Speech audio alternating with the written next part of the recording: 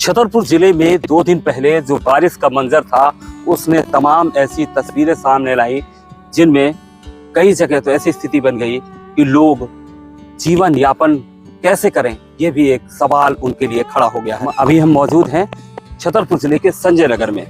ये आप देखें हमारे बाईं ओर जो रास्ता है ये टोल बैरियर और उर्मिल नदी के पुल के बीच का रास्ता है जहाँ की सड़क पूरी तरह से बह गई थी। और जिस जगह पे हम खड़े हुए हैं ये वो डूब क्षेत्र था जिसने कई मकानों को अपनी जद में ले लिया। उर्मिल पूरे उफान पर थी और उस उफान में के जो 3-4 घर हैं वो सब किस तरीके से बर्बाद हुए हैं, कैसे उनकी गृहस्थी बर्बाद हुई है, क्या आलम है, क्या मंजर है, ये तस्वीरें बताने के लिए काफी हैं। ये परिवार जो 4 परिवार हैं उन सब की गृहस्थी से लेकर पूरा जो मकान है वो जमींदोज हो गया है, जो बचा है वो भी खंडहरनुमा बचा है। इनका दर्द ये है कि अभी इनके खाने पीने के भी लाले पड़ गए हैं। तस्वीरें आप देख सकते हैं किस तरह से जो बचा खुचा अनाज है जो इनका डिब्बों वगैरह में पड़ा था वो सड़ांध मार रहा है, बेहद बदबू दे रहा है, लेकिन उसे भी सुखाकर ये उस जद्दोजहद में लगे हैं कि शायद इससे 2 वक्त की रोटी का निवाला इन बच्चों के लिए हो सकेगा। शासन की ओर से, स्थानीय प्रशासन की ओर से इनकी माने तो अब तक इन तक कोई मदद नहीं पहुंची है। जिस दिन बाढ़ आई तब आप क्या कर रहे थे? आप लोग सो रहे थे, जग रहे थे? हम सर मतलब सो के बैठे हुए थे। तो वो तो पानी से पहले से आपको लगा होगा जब इतना पानी हो रहा है तो कुछ तो होने वाला है। पानी से पहले ये लग रहा था कि थोड़ा थोड़ा पानी आया, यहाँ तक आया, लेकिन हमने निकलने की हमने रोड पर कोशिश करी तो रोड करंट मारने लगा। अच्छा। तो हम भागे तो जो कहा कि हमारी जान बची इसकी वजह से, नहीं तो जान पे भी खतरा। कितने लोग थे आप इस घर कुछ भी में? नहीं निकाल पाए, हमारे जेवर जो कुछ था सारा बह गया। जो कुछ जेवर था सर तो वो भी भाग गया। अब तो हमारे रहने के लिए भी नहीं है कि हम कहाँ रहे। ये पुल भी बना दिया। पहले से कोई सूचना नहीं थी आप लोगों की कि फाटक खुलने वाले हैं डैम के? सर हमें क्योंकि पानी भी बारिश 24 घंटे से भरा। हमें इसकी सूचना कुछ नहीं थी सर के, मतलब हमें होती भी सूचना पर हमें ये नहीं था कि कितना ज्यादा पानी हो जाएगा। भी कर दिया, अब हम यहाँ से कहाँ जाए, कहाँ बच्चे लेके जाए, कहाँ क्या करे। हम तो अब तो ऐसी की जान बस बची हमारी, बाकी कुछ नहीं है।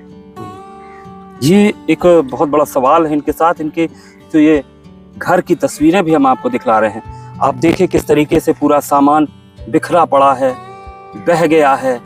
ये कहीं इनका रसोई हुआ करता था, ये चूल्हा जो है ये पूरे इनके कपड़े पड़े हुए हैं। गृहस्थी का सामान किस तरीके से कीचड़ में सना हुआ जो लगभग बर्बाद ही हो चुका है।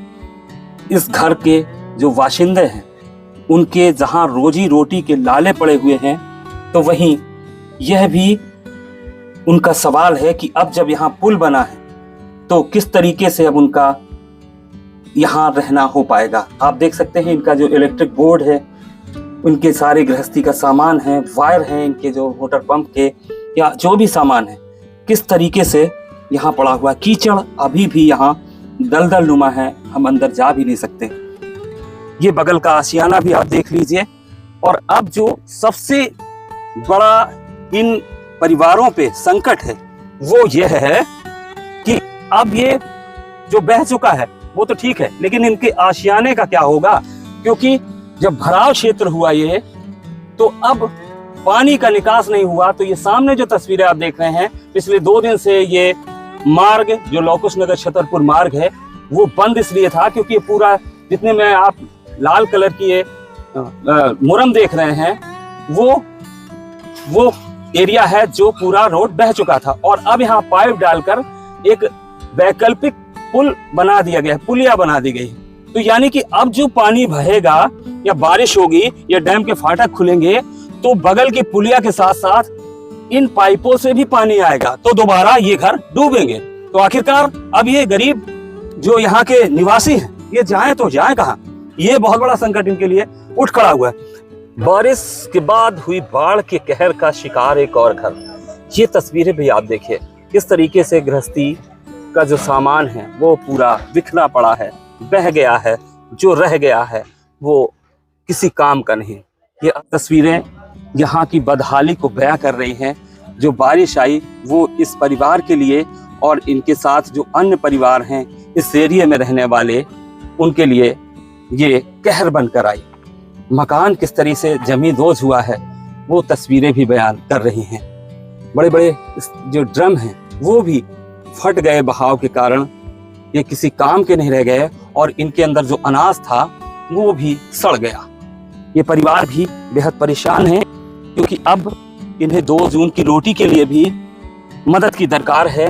मदद फिलहाल प्रशासनिक या स्थानीय ग्राम पंचायत के स्तर तक इन तक नहीं पहुंच पाई है। गांव के रहने वाले हैं, ये जो रिश्तेदार हैं वो किसी तरीके से फिलहाल इन तक जो भोजन की व्यवस्था है वो करवा रहे हैं। यहाँ देखें आप तस्वीर, किस तरीके से ये अनाज फैला हुआ है, सड़ा हुआ है अनाज कई जगह।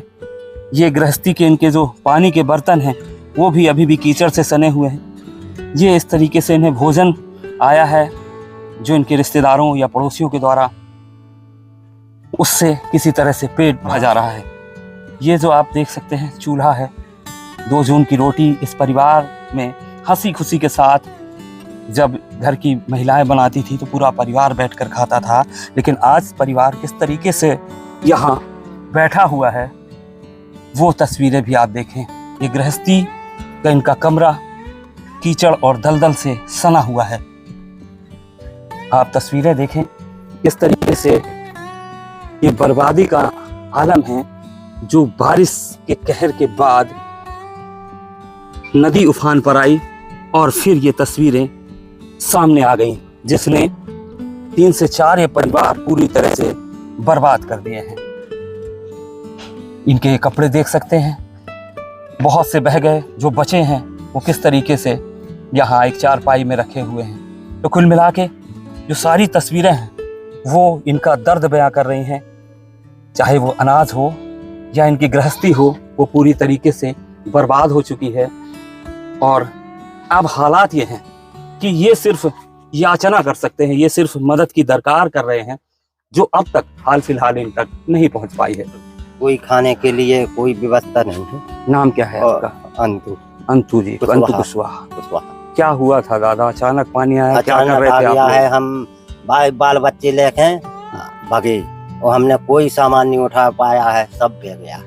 कुछ ढोर बच्चे रूना सब बह गया, कुछ हम अपनी जान भर का पाए। कैसा लग रहा था उस समय? अरे वो सब हुआ था, थक हो तो के कब चारों तरफ पानी ही पानी। पानी पानी। वो अचानक 6 बजे पानी आ गया और अब जैसे जल्दी आप लोगों को सूचना तो ये तो पता ही था सबको कि बारिश बहुत हो रही है, पूरी रात बारिश हुई थी। पूरी रात हम निकल नहीं पाए, पूरी बारिश के मारे हमने कही के पानी खोले था, हम वो करें पानी के निकल ही नहीं पाए। आपको ये उम्मीद नहीं थी कि इतना पानी? हाँ जी नाती उम्मीद, ये पता था आपको कि फाटक खुलना है? अच्छा हाँ जी नाती। हमें कोई सूचना मुनादी हुई हो ग्राम पंचायत की या किसी ने बताया? बताओ तू अकेले बोले के सेक्रेटरी आओ तो बोले के फाटक खोल लें। बोले 1 बजे तुम देखे रहियो नदियाँ कितनी है, तो हम 2 बार 3 नदी भागी देखे यहाँ। और जब पानी खा लें तो और बहन हम और पर रहे तना आँखी लगाई गई, लग गई। सो फिर 6 बजे हम जैसी हुआ पानी अचानक। यानी सचिव आपको आए थे और बता गए थे कि फाटक खुलना है? हाँ जी नहीं, जो फाटक बता गए थे, जो कह गए थे जो न बताओ तू के यहाँ से तुम निकल ही लो। बोले नदी देख लेना कि कितनी के पानी कितो आ रहा हो। तो अब हमने कही थे कौन अब आओ जाते। फिर सुबह आप लोग जैसे थे? फिर 6 बजे जैसे फिर कछु नहीं उठा। कितना नुकसान हुआ है दादा? नुकसान साहब बहुत परेशानी है। कम से कम नुकसान होगा वो 10-15 लाख। अच्छा, आपके अलावा और कितने घर हैं? हमारा है और यो यहाँ भतीजो रहते हैं। क्या नाम है उनका? उनको नाम है वो हर प्रसाद को लड़का है, खेम नाम। और एक परिवार उस तरफ रहता है उसको नाम राम मिलन।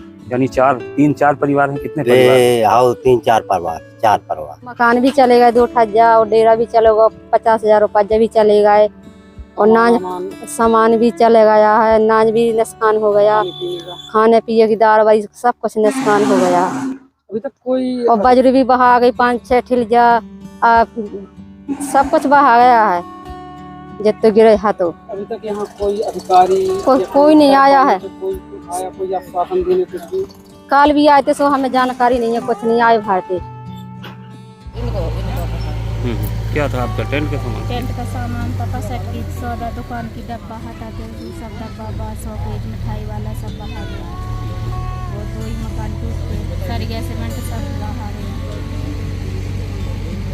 कोई मदद अभी तक नहीं मिली? अभी कोई मदद नहीं मिली, खाने पीने की कोई व्यवस्था नहीं है। कैसे खाना पीना चल रहा है? तीसरा और रिश्तेदार लेके आते हैं, गांव वाले लेके आते हैं। अभी पंचायत की ओर से कोई मदद मिली हो? कोई मदद नहीं। कोई अधिकारी आप लोगों से के यहाँ आया? नहीं, अभी पटवारी आया था कल से, वही ऐसी जानकारी लेके।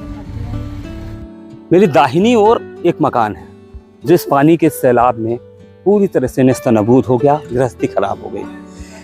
और ये बीच में जिस जगह की तस्वीर जहाँ पर हम खड़े हुए हैं, यहाँ अब ये एक टेम्परेरी पुलिया निर्माण की गई है, क्योंकि इसी एरिया का लगभग 40 फीट रोड पूरी तरह से इस उफान में या कि उर्मिल नदी के बहाव में कट कर बह गया था।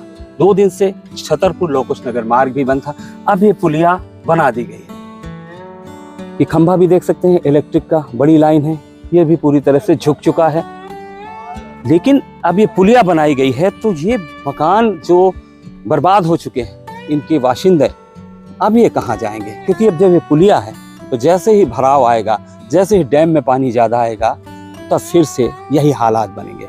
ये मकान और मेरी दाहिनी ओर बना एक बड़े कुशवाहा परिवार का ये मकान जो पूरी तरीके से फिलहाल बर्बाद हो चुका है। इस घर का गृहस्थी का पूरा सामान, मकान भी आधा जमींदोज हो गया इनका। तो ये अब जाएंगे कहाँ? बड़ा सवाल यही है। इन्हें प्रशासनिक मदद कब मिलेगी? सवाल यह भी है जो तर्क दिए जा रहे हैं कि डूब क्षेत्र में या नदी के तटीय इलाकों में आखिर ऐसे लोग मकान बनाते ही क्यों हैं, रहते ही क्यों हैं? तो जनाब, ये MPRDC का मार्ग जब बना था तब क्या ये पुलिया थी? तब ये पुलिया नहीं थी, क्योंकि इसकी दरकार नहीं थी। आज जरूरत पड़ी तो ये जब कट गई तो बनाई गई है। लेकिन इन गरीबों का क्या दोष है?